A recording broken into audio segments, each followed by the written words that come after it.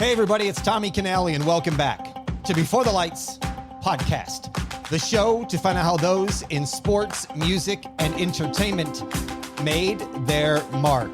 They were DEA partners and awarded the Colombian National Police Medal of Distinguished Service. The men who spent 6 years taking down narco-terrorist Pablo Escobar. In 1993, Steve was present during the chase and shooting that resulted in the death of Escobar. They are senior consultants in the Netflix show Narcos and lecture around the country on drug trafficking and security-related challenges. The co-founders of a law enforcement private consulting firm. Please welcome to the show, Steve Murphy and Javier Pena. Gentlemen, welcome to the show. Hey, Tommy. Thank you, buddy. Yeah, appreciate it, Tommy. Glad to be on here. I'm going to start a little background on both of you. Steve, I'll start with you. Criminal justice major, started in 1975, spent 37 years in law enforcement, began as a police officer in a big small town called Bluefield, West Virginia. Woo-hoo. Was a deputy assistant administrator of the DEA, and in 1987 became a special agent. You retired in 2013, and some of your early assignments include Miami, Greensboro, and Colombia, and also spent time in Atlanta in the high-intensity drug trafficking area. Steve, what was it about some of those early assignments that helped you throughout the longevity of your career? I don't know how to do anything else, Tommy. I've been a cop my whole life. No, it's funny because as you mentioned, I started in 1975 in West Virginia, and I was only 19 years old. I turned 19 in October. I got hired in November. Now, back then, they provided your uniform and stuff like that, but you had to provide your own weapon and your gun belt and all your leather gear. I wasn't old enough to buy a gun, and I couldn't buy bullets. But I could carry a gun and put you in jail and shoot you if I needed to. You know what I mean? It's kind of funny how it all worked out. But I want to be a cop since I was a kid. The old saying, you find a job you like, you'll never work a day in your life. Mm-hmm. Found that job, buddy. That's awesome. Javier, sociology and psychology major. You were a deputy sheriff from 1976 to 1984, 30 years of service, and you're an expert in the Medellin cartel. In 1988, you volunteered as a DEA in Colombia. You're a senior executive service in San Francisco from 2004. You led the Caribbean DEA office, and you oversaw the DEA operations in Puerto Rico, U.S. Virgin Islands, Dominican Republic, Barbados, Haiti, and Trinidad. Retired in 2014 as a special agent in charge. The question I have for you is, what was it like for you? Was it an awakening going from working in Texas and then all of a sudden now you're in Colombia? It was a huge awakening. And if I can just tell you a little bit, working in Austin, Texas, I was working small cases, a lot of undercover, ounce buys, ounce of coke, ounce of heroin. We're still buying, ecstasy. So, you know what, Tommy, I've always wanted to, I did 4 years in Austin, a great time. And Austin was the music capital of the world at that time, had fun. And I always wanted to go see what the big leagues were all about. So I applied for Mexico. I applied for Colombia and they gave me Mexico, which is, so that was really with me, everything has been sort of a mistake. So I ended up in Colombia in 1988. And you know what, I'm glad I did it. I got to learn. I got to see the worst of the worst traffickers in the world. So it was a challenge, but everything in my career has been sort of a mistake, sort of. Either one of you want to answer this, or maybe you both do. What is the trust you two have for each other, and how did that grow over time? Well, for me, I came into a great situation. I didn't know Javier before I got to Bogota. And when you go to these offices, you don't know what operation you're going to be assigned to. So I didn't know I was going to work the Escobar investigation. But when I got there, Javier was teamed up with a guy named Gary Sheridan, who is still a good friend of ours. And Gary and I had some mutual acquaintances in the law enforcement community. And so that just kind of broke the ice, and we got to be friends, and he introduced me to Javier. And then I started doing a little work with him on the side in the office there. And then Gary got promoted and transferred to Barranquilla. So it was a natural progression for me to fall into Gary's slot there. Javier won't tell you this. He's kind of a legend in DEA. And so to be able to work with this guy was a pretty cool thing. And it's, we met in 1991, June 91. We've been partners to this day. I mean, now we have, after retirement, we've got a couple businesses on the side that we do and some TV stuff and podcasts and interviews. And I mean, everything that goes along with it. And the cool thing is, if you've seen the series Narcos, it shows us shoving each other around and fighting and cussing each other out. We've never even had a disagreement. It's a great partnership. Two guys versus the one guy responsible for 80% of the world's cocaine. He smuggled 15 tons of cocaine per day by using planes, commercial packages, and any creative ideas, listeners, that you can think of to smuggle cocaine. This really wasn't, or was it, a war on drugs when it's you two guys versus basically the world? That's a great point. The war on drugs, right? So it's me and Mr. Murphy there, Pablo Escobar. And you know what? You hit it right on the head as far as the creativity that this guy had. First, I just want a great question. Great. This guy, he was smuggling, like you said, on airplanes, on ships, on human traffickers, heavy machinery. We saw smuggle inside fruits. Who puts it inside fruits, inside women's buttocks? They sew it in, poor lady was, dying, and they just cut it off and, just kill her. But the creativity that Pablo Escobar had, we had never seen someone of this caliber before. So it was new for us. Remember, like I said, when he started the terrorism, it's like car bombs. Who in the hell is placing car bombs? Who's assassinating? How do you get used? We had never worked a trafficker of this caliber before, so it was an eye opener. When did you two guys realize that, or was it right away that it's going to take more than just you two to bring this guy down? Well, we get a lot of credit for bringing Pablo down, and we did have our part. We played our part there, but we were the two case agents, is what we call it in DEA, that were living in Colombia, assigned to the case. But it was certainly much more than that. We had the Colombian National Police there. We were working with the Colombian military to a smaller degree. The CIA was there, that really wasn't a pleasant experience, but that's kind of another story.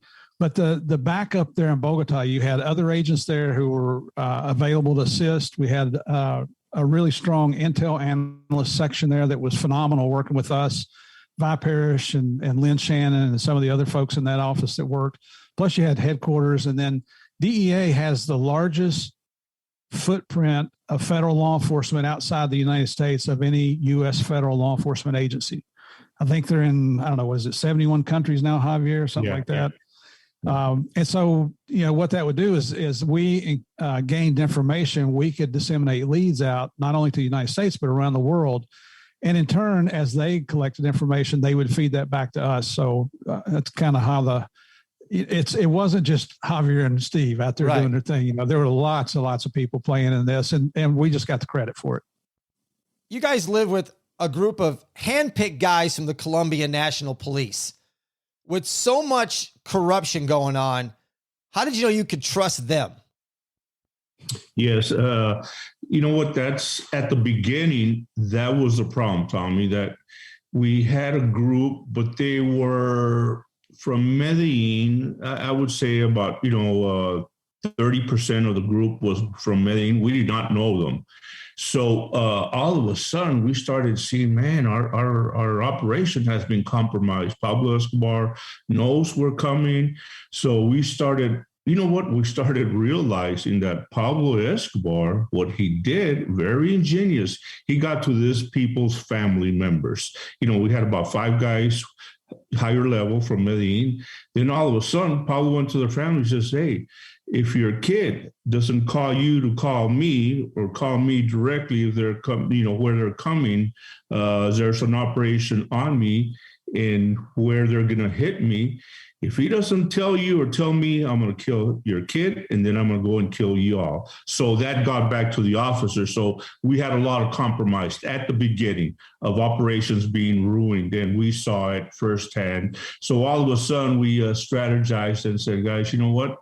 We just need to bring in people that are not from Medellin, and that's what helped. So we brought in handpicked people that Steve and I already knew in Bogota. There was a unit called the DEA, which is a specialized, it's like their intel unit. So these guys were friends of ours. We worked with them. So we slowly started bringing them in, and you know what? The corruption stopped. There were no more phone calls to Pablo Escobar. Gentlemen, was the goal to seize drugs in Colombia, or was it to kill Escobar? You know, that was, this is what was a little bit different from for us, having worked in the United States. When we got down there, and especially once Escobar escaped from his custom-built prison, and then the next 18 months was that second manhunt, the Colombian National Police made it very plain to us. And we're living with these guys every day. We're living in Medellin with them on the police base. They say, guys, we're not in this to seize drugs. We're not in this to seize money. We're in this to capture and kill Pablo Escobar. And the reason was because he had killed over 1,000 police officers in Colombia. He had killed tens of thousands of innocent people with his indiscriminate car bombs and his assassinations and so forth. And they were just fed up. And you know what? I mean, after being with him and living with him and see what they went through, you can understand that. There was a funeral that Javier and I went to where 8 of our police friends were killed in one operation.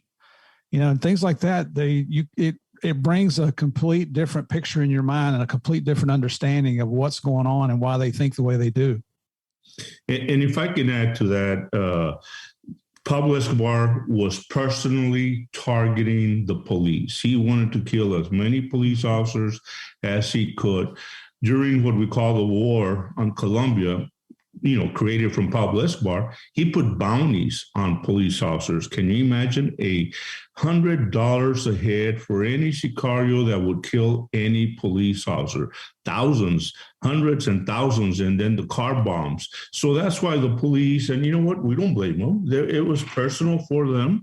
Like Steve said, it was a revenge because of all the police that Pablo was targeting. And then it got personal when he started targeting our main colonel. Was a guy by the name of Colonel Hugo Martinez, a real hero in Colombia. He was the boss of our search block. So all of a sudden, Pablo is targeting the colonel and his family, trying to kill his wife, his kids. So that's why it was personal. And that's why the police did not ever back down from Pablo Escobar because of all the police officers that he killed. Listeners, go to the show notes, DEANarcos.com, and put a link there. You got to get your hands on the book. These guys are authors of Manhunters, How We Took Down Pablo Escobar. Make sure you get your hands on this read. You were speaking of bounties, Javier. Is it true that there were bounties placed on yourself and Steve for $300,000 each? Yes, it is true. 300,000, and we heard it on wiretaps. Electronic wiretaps. At that time, it was. If you're a U.S. law enforcement, you know what, you got to write like a Bible to get up on the person's phone. They're in Colombia. You just pay a phone guy, and we'd be up on the phone. So phone interception, we're doing a lot, and we used to hear that. We were the only 2 gringos assigned to the search block, el bloque de búsqueda. So everybody knew it. In the search block was an old police base, and it was basically like in the middle of a neighborhood. So people knew who we were. We went out with the cops. We'd go out for, beers and burgers at the end of the shift at a little bar there right outside the base. So everybody knew who we were. So yes, Pablo had $300,000 on us. And like I said, this is a scary, scary feeling. So Pablo knew exactly who we were. I'm going to talk about what I'm going to call not the deal of a lifetime, but the deal that is unphantomably made. Pablo Escobar made with his country that he would plead guilty to one crime while he would be absolved of every other crime he committed. He was sentenced to 5 years in a custom-made prison where he hired his own prison guards and then somehow made a rule where the police weren't allowed to come within 2 miles of this prison. I'm sure you guys have never heard anything like this ever before or ever since. The fact that he could make this deal shows you the power he had. Was this prison a resort? What was this prison like? You know what it was. And I mean, there were other things. He handpicked his own prisoners. There are only 14 prisoners counting Pablo, one with his brother, and then his most trusted sicarios, assassins that were there to protect him. He paid the guards. So who do you think they're loyal to, right? And he got a 5-year prison sentence. And when he was absolved of every crime, that included thousands of murders. And then when you look at his assets, there were no stipulations to take any of his assets. So after 5 years in prison in this country club, as we found out, he got to keep all the money. I mean, that's, when you're in this business, you can hurt people, when you put them in jail, but when you take their stuff, you can make them cry, because that's why they're all in it, for the wealth and the ego and the greed and all that. The power goes along with it, or that self-perceived power. But it was, you're right. We've never heard of a deal like this before or since. And when we got in it, when he escaped, the very next day, Javier and I flew up to Medellin and we went into prison. And that's when we started living in Colombia for the next 18 months. And we saw what we had suspected, that when you got to the front of the prison, there were 2 sets of steel bars, which are, kind of indicative of a penal environment. But once you got inside those bars, it was wide open. They had a nightclub in there. Pablo's, prison cell was a 2-room suite with a jacuzzi tub and a walk-in closet. The other prisoners, they had 2-room suites. They had a professional grade soccer field. They had these cabanas and chalets that were being built on the outside of the prison, on the hillside behind it. And to go up there, we just went to the back fence, and there wasn't a gate. There was just a gaping hole. So you could come and go into this prison as you saw fit. And it's documented where Pablo would leave the prison whenever he wanted to. If he wanted to go to a new restaurant, if he wanted to go to a soccer game, if he wanted to go spend the night with his family, he just came and went as he pleased. I mean, it's the most ridiculous plea bargain we've ever heard in our lives. You hit the nail on the head. Guys, was he more dangerous after he escaped? You know what? There were, we categorized, there were 2 wars. The first one was, when all the violence, the bombings, the car bombings, there was a commercial airline killing a presidential candidate. That was before. After his escape, after, like Steve talked about, that deal of a lifetime where basically, 5 years, and that 5 years, it was going to turn into about 2 or 3 years. They were going to let him out, but, that's what was on paper. After he escaped, it took a while for him to get organized because he was running. But once he put that empire, once he put that cartel back together again, it was just as violent. He started, but I like to categorize the second time we had him on the run. He was still strong. He was still bombing, killing. So, I mean, he was violent both times. he was running. And, but like I said, the second time I always like to think that, he was on the run. He never really got organized. And one thing that happened, and Steve hit it on the head right now, was that we were taking out his cartel in the Miami area, in the New York area. We were simultaneously taking down people working for him. So he was getting weaker and weaker. And during the first search, you know what? People were afraid. Nobody wanted to go against Escobar. The second time, people started like, hey, this guy may be taken down. And then I think the trick that finally did it was also we put a $5 million reward from the U.S. on him. So we had a lot of people calling in about where he was. So they wanted the money. Pablo was said to be worth around 30 billion, which I don't know if it's true or not, but that would be around 64 billion these days. Do you guys know what was he spending his money on? I understand he buried some of it, and some of it to this day is still uncovered. Is that all factual? Yeah, he was, he spent a lot of money on he invested in a lot of real estate.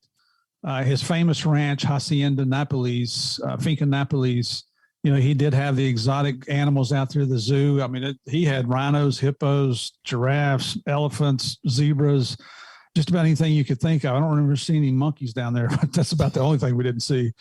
It is true that he was hiding money. Javier's got a good story about a farmer that saw some money that he tried to snag. even right before our retirement, Javier and we went to the DEA Jacksonville, Florida office, and they were working an investigation, and we, helped with some background stuff with them, and they ended up seizing $80 million out of a bank account over in Europe. And that's the thing. There's probably multiple bank accounts like that around the world. In Spanish, I think they call it testaferros, where, I'd come to you and Tommy, say, listen, I want you to go open me a bank account to make this deposit for me. And then you give me the bank book, and I might kill you afterwards, because I don't want you to know where that money is. I mean, that's how ruthless this guy was. So there's bank accounts that'll never be found. There was a show that came out for one season only, Finding Escobar's Millions. And Javier and I were going to be on the show. We actually flew down to Medellin and for a couple of days and just filmed an introduction with them. And then they got a couple of former CIA guys that were kind of the face of the show, but they ran that for a season and they didn't find anything. So it's out there. Javier's got to tell you about the farmer. Yeah. So after Escobar after he gets killed, so we hear a story about the farmer that collected some money. So we located the farmer, nice guy. And so we went out and talked to him. And he said, you know what? I was, my little farm's on the side of a river. I was milking the cows, and all of a sudden I started seeing these bags coming down the river. So I said, let me go, check up, so he was able to collect like 2 or 3 bags, it was like $300,000-$400,000, and we let him keep the money. But anyway, he said, the farmer says, you know what? There's like 5-6 other bags going down the river. So we asked him, why didn't you get them? He said, I couldn't. I had to go back, finish milking the cows. So like Steve said, there is a lot of money. And he used to kill the calateros. A calatero is the guy who used to hide it. So we've heard lots of stories where there's money there, but the problem is it's going to be hard to locate. Most of it has been, deteriorated by the weather conditions, and nobody knows where those caletas are because everybody's dead. Pablo used to kill the guy who hit him. And I went back to Colombia in 1999, and while at the embassy, we were getting a lot of people, but it was, they were out there trying to hunt, but it's going to be very, very hard to get them. Like I said, they're going to come out one of those days, but it's going to be deteriorated, because of the weather conditions.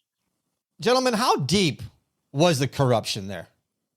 Well, after Escobar was dead, it was later proven that the Cali cartel had donated, I think it was over $1 million to a certain presidential candidate who eventually was elected president of Colombia. So it went, you can say right there, it went to the top. Now, when we were there, Cesar Gaviria was the president. I don't think he was corrupt. But you had the attorney general back then. And in Colombia, the attorney general is different than it is in the United States, where our president appoints the attorney general. In Colombia, the attorney general is elected separately from the president, so he doesn't have any loyalties to the president. He kind of acts autonomously. And that's the guy, Gustavo de Grief, he's passed away now, but he's the guy that came up with that self-surrender program that Escobar took advantage of. So never any proof that the attorney general was corrupt, but it just, where there's smoke, there's usually fire, right? Right. Agree. Yeah, there were, at the beginning, there was police officers, there was politicians. I remember congressmen. Pablo used to bribe certain Congress members not to vote for extradition. That was Pablo Escobar's big fight. It was all over extradition. So it was unconstitutional. Then after Escobar kills a presidential candidate, there's a move to make it, legal. And Pablo was bribing as many congressmen as possible to vote against extradition. So a lot of congressmen took money. Plus he also had that old verbiage saying plata or plomo. You want a bullet or you want some money?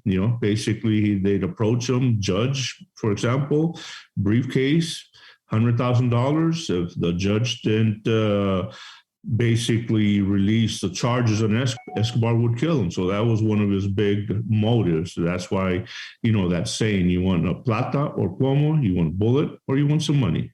That's where that came from.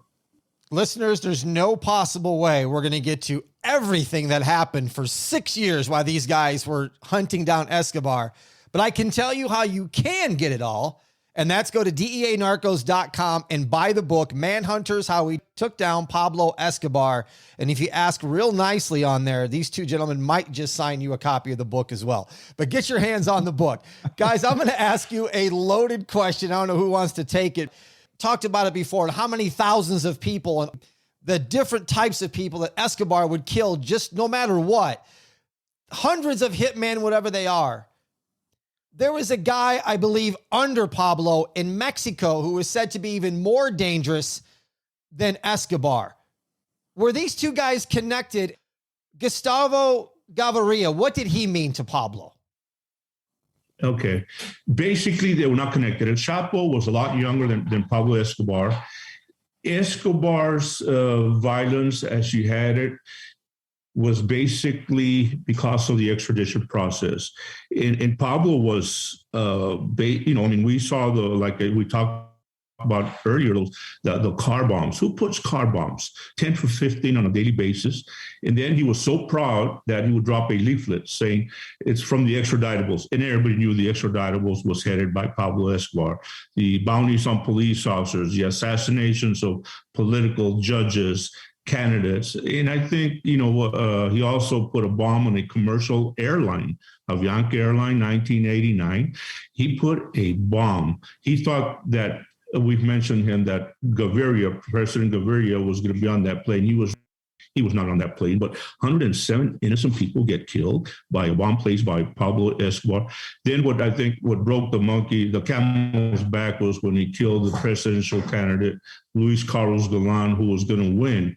Next president of Colombia, he hated Escobar, so Escobar killed him in the middle of a political rally. So the violence we had never seen before. But Pablo and Chapo, like I said, they never met each other. Chapo was too young. Just real quick, the Mexico violence is based more on intimidation, trying to, all right, if you snitch on me or if you're not let the dope cross, this what's going to happen. They have the heads rolling on dance floors, right? They have the bodies hanging. So it was two different. They're both terrorists, but Pablo was, I think, wrote the book on it. And real quick, Gustavo Gaviria that you mentioned was Pablo Escobar's cousin, and he never got the fame because he was the head of the distribution network. In other words, he had the hooks in Mexico, Panama, General Noriega, remember him, Caribbean countries. So it was, and they were cousins. They grew up together. They loved each other, but Gustavo Gaviria was the brains for the drug distribution.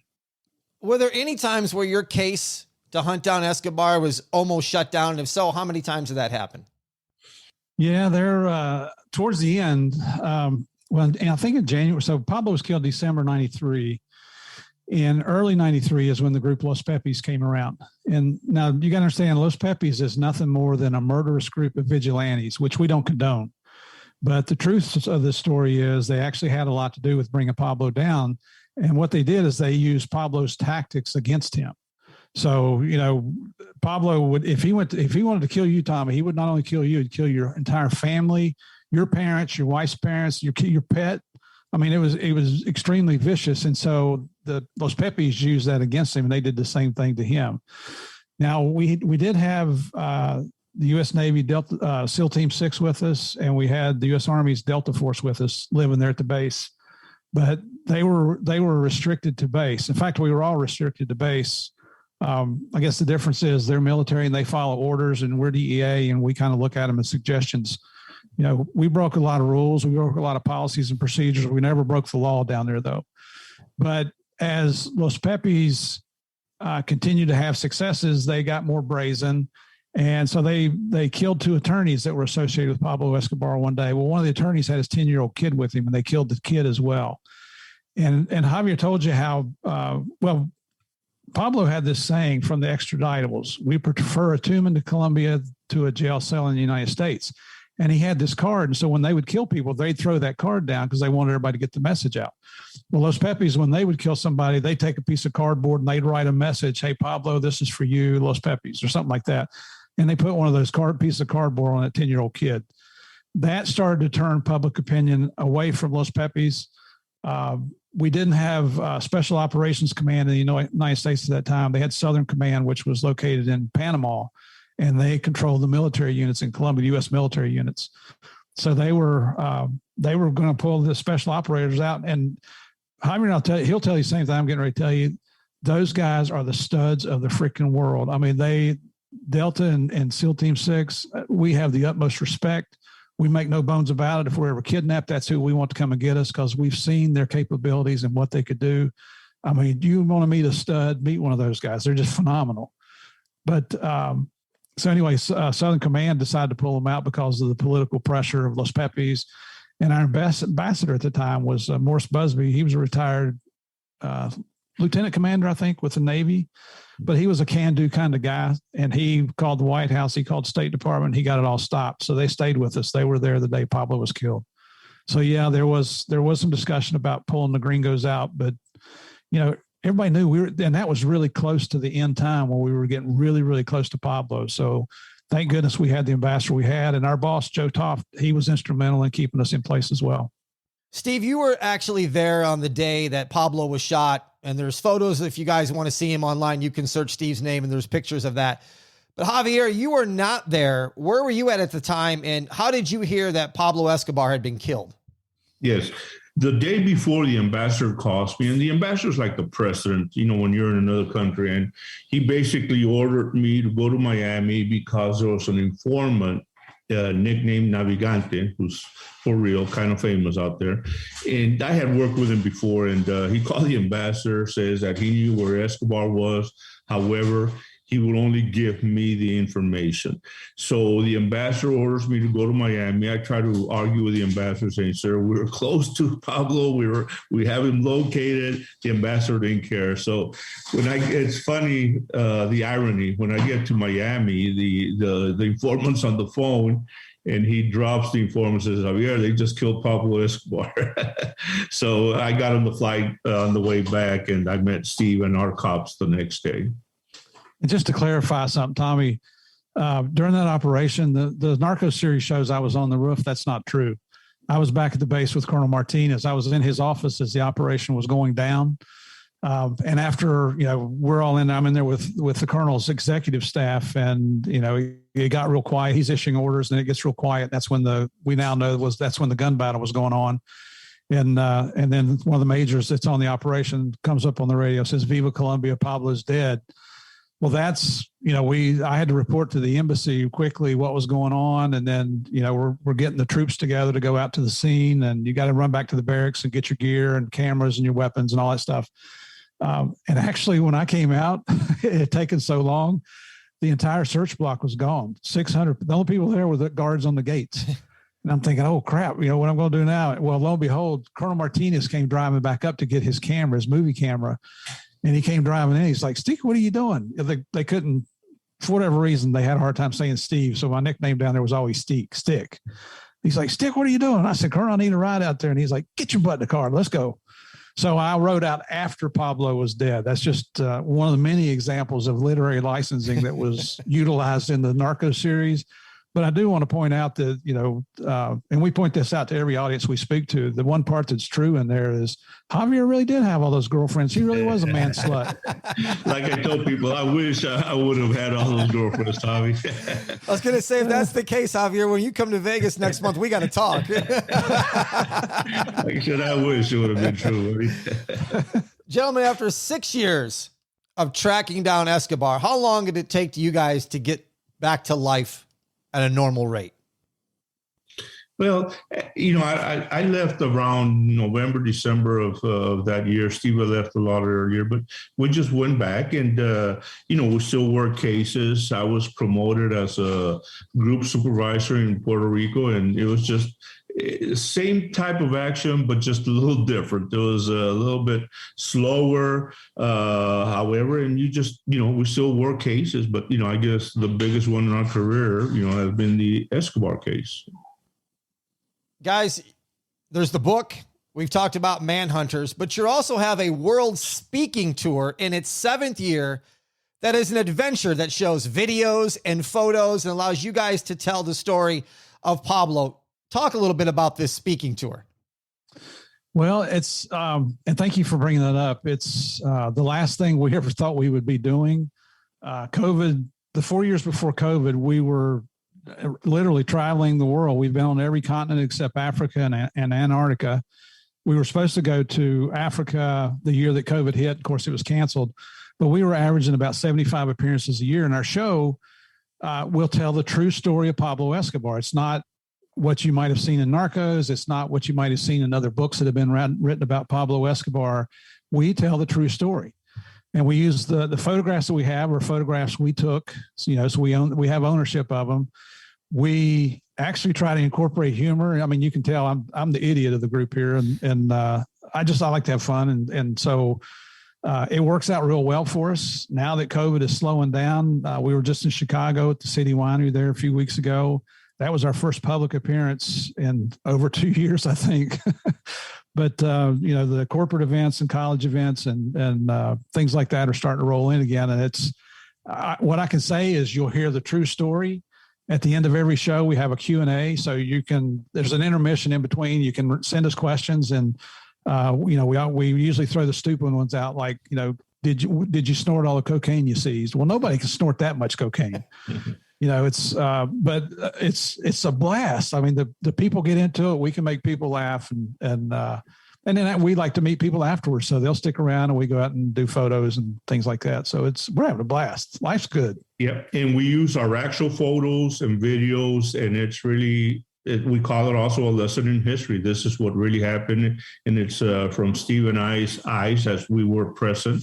And we'll take the audience to the real cocaine labs, the Finca Annapolis, and then it's basically the rise and fall of Pablo Escobar. One of the big things is we take them inside of Pablo's prison so they can see for themselves what a joke that freaking place was. And his Finca Annapolis, the zoo, and the hippos, real quick. I don't know if you know, Tom, but I think he had like 4 hippos. After he gets killed, they've escaped, and now there's hundreds roaming Colombia right now. DEANarcos.com. You guys can find out where they're going to be speaking. You can go check out Steve and Javier. Speaking of history, where is the 80-year-old cold case that occurred prior to World War II? The world's most high-tech commercial airline with secret military-grade engines, Pan Am Flight 229 Hawaii Clipper with 15 passengers and a crew headed to Hong Kong from San Francisco with $3 million in gold-backed banknotes. Gentlemen, how could the findings in this change our history books on the start of the war? Well, you mentioned that I got goosebumps here. Javier and I are the lead investigators for this operation. We're not the creators of this. Guy Knopfsinger is a retired naval intelligence officer that got all this started, and he's been working on this thing for 20 years. I think a little over 20 years. But just prior to COVID, I got to go over with him to Micronesia. If you're a diver, you've probably heard of Truck Lagoon. It's supposed to be one of the best wreck diving sites in the world. And that's part of Micronesia in the South Pacific. And so what we're trying to do is find the bodies of the 15 Americans that were on the Hawaiian Clipper when it disappeared. So, and this is a long story, so I'm just going to give you, here's how that would change history. If we can prove all this, and we're preparing our 5th and final trip to the country of Chuk, C-H-U-K, hopefully later this year. If we can prove this, the first skyjacking in the history of the world will be the Hawaiian Clipper. The first act of war against the United States by the Japanese will not be Pearl Harbor.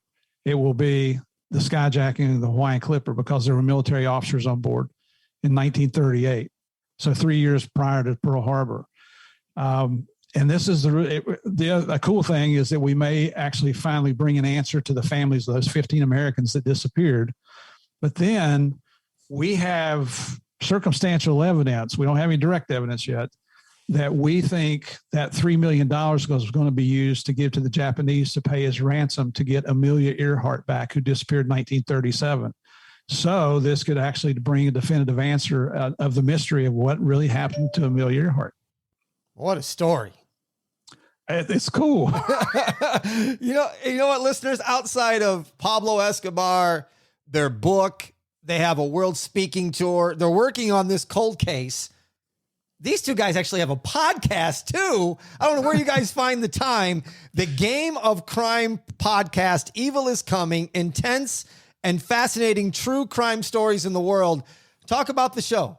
Well, just real quickly, it's a weekly true crime podcast. We have a guest on every show, just like you're doing, Tommy. We bring in mostly good guys, but we do bring in a few former bad guys to tell their stories. And here's the difference between our show and most other true crimes podcasts is we don't tell you their story. We bring them on and let them tell you their story. It's long form. Our podcast, the interview can last as I think we had Dave Reichert, who was the lead investigator of the Green River serial murder case. That one lasted almost 5 hours. Typically, our podcast, the episodes are roughly 3 hours. We divide it into two parts. The first one comes out Monday morning.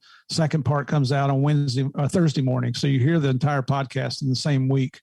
But it's been, I'm just shocked by the popularity of it. You know, we've been in Apple's top 200 in the true crime genre. People all around the world. We get well, you know how it is. You get a lot of fan mail, and it's it's really good for your ego. Probably doesn't mean anything, but we love our listeners, and it just keeps going. And that's the cool thing, Javier and I, and we co-host with a guy named Morgan Wright, who's a former Kansas State trooper and detective out there, who's now this cybersecurity expert, world renowned. He's on TV all the time, especially right now with what's going on in Ukraine and Russia. But between the three of us, we have a list of contacts it is a finite list, but I don't see it reaching the end for several years because of the law enforcement contacts we have around the world. It's just phenomenal. I mean, even some that you've had on your show, Jay Dobbins, Lou Velozzi from ATF, both those guys are superheroes, undercover legends. We've had both them on the show, and come and listen for yourself, see what you think. Morgan, we try not to give him too much of a hard time because he was a state trooper, but hey, he was a state trooper. I mean, is that a real police officer? Yeah, they say they are, and I'm just going to leave it at that. Just kidding, troops. So just kidding, guys. I'm going to put a link in the show notes to the podcast as well. One last question I forgot to ask back on the Pablo thing. After Pablo's death, did the crime and murder rate go down, or did it take a while for it to, or is it still not down? Yes, it went down for about a month. Then it started, but the car bomb stopped. The indiscriminate assassinations by Pablo Escobar, that stopped. And I think what Colombia wanted, it was just the car bombs were just, killing a lot of innocent people. So that stopped. However, after Pablo Escobar, what happens? Cali cartel took it over. And it was the same type of story again. Yeah. And if we could say, Tommy, and we just like to point this out to anybody to listen to us. A lot of people call Javier and I heroes. We're not heroes. We were just a couple of professional law enforcement guys that got to work a big case.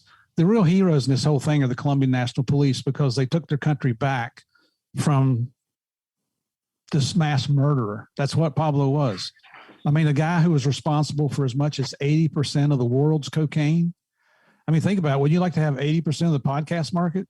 Oh, I know we would. Yeah, for sure. Joe Rogan. Who's Joe Rogan? We got this other thing going, right? And again, Colonel Hugo Martinez, his son, Lieutenant Hugo Martinez, they're both deceased now, but great heroes in Colombia. And visit Colombia. It's beautiful. Believe it or not, it's beautiful. Yep.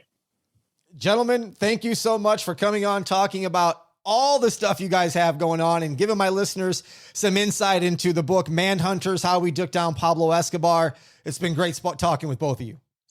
Thank you so much, Tommy. Yeah, you made this a lot of fun. We really appreciate it. Yeah, thank you, Tommy. Appreciate it, buddy. You guys are welcome. Follow me on Instagram at Before the Lights Podcast, and follow me anywhere podcasts are found. Thank you for listening to Before the Lights. I'm Tommy Canale. And until next time, everybody, a salute, a chin chin.